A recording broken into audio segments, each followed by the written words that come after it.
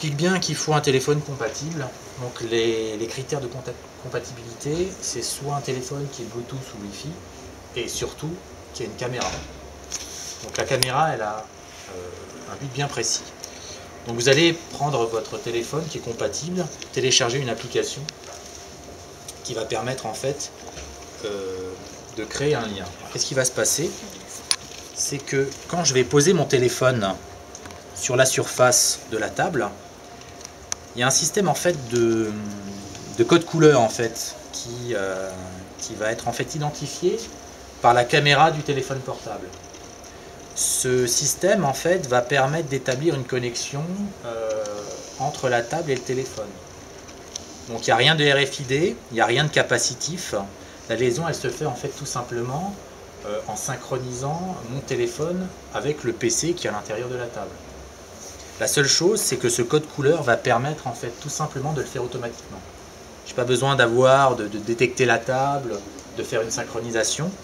Le code couleur en fait va être reconnu par le logiciel qui est dans le téléphone via la caméra et va permettre en fait de faire cette liaison. Ensuite, je vais avoir une interaction. Je vais par exemple avoir un carnet d'adresses qui va s'ouvrir, pouvoir glisser ou récupérer des adresses, ou alors un système de portfolio. Je vais pouvoir récupérer les photos que j'ai prises sur mon téléphone, pouvoir en glisser d'autres, en supprimer, pouvoir les manager.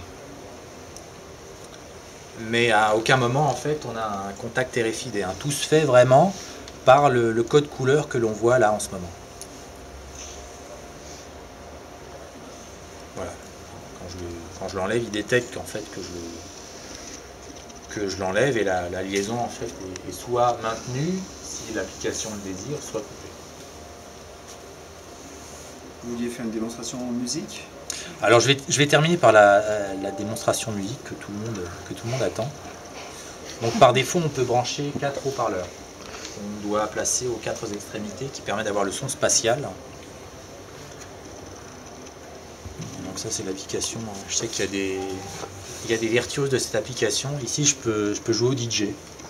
Donc je vais par exemple prendre un style. Ici c'est techno. Et je vais glisser en fait des rythmes. Donc ici on ne voit pas trop parce que j'ai juste deux enceintes. Maintenant si je déplace tout au long de ce cercle mes rythmes, le son en fait va être dispatché différemment selon les haut-parleurs. Donc si j'ai une installation complète, on va entendre le son qui va passer d'un endroit à un autre. Donc ici je peux rajouter voilà, je peux bien évidemment séparer. Je peux demander selon l'interaction, je peux demander en fait que le son soit, le rythme soit. On peut aussi couper le son pour les voisins. C'est moins drôle. Comme des reliques. Je relève la main. Donc il faut savoir que toutes ces applications sont des applications de démonstration. Pour l'instant, il existe un très petit nombre d'applications réellement commerciales, on va dire.